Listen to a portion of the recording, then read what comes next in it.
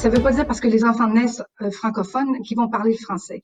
La première des choses, on a besoin de leur donner une identité dans le monde de l'espace francophone, 90 millions d'enfants ne sont pas identifiés à la naissance. Donc, le premier effort qu'on doit faire, c'est joindre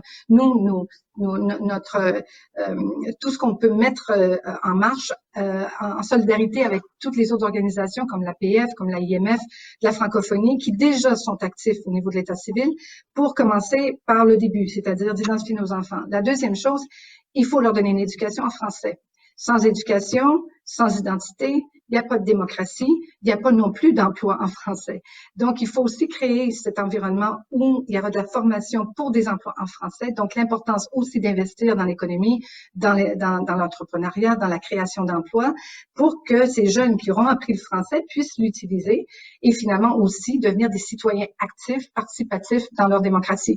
Donc, le recentrage que l'organisation a fait en si peu de temps, je dirais, c'était justement de partir, d'avoir une vision très claire sur l'enjeu. Et l'enjeu, c'est de s'assurer que la langue française survive, et non seulement ça, survive, mais croisse, au moins se consolide.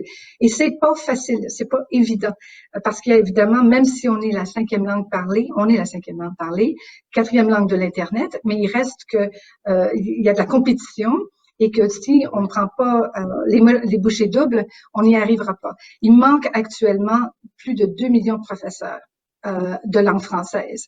Donc, si nous venons de partir un programme justement parlant d'ajustement par rapport aux réalités, un programme de mobilité d'enseignants français, la première cohorte vient de partir dans un pays d'Afrique. On a 4 pays qui nous ont fait des demandes.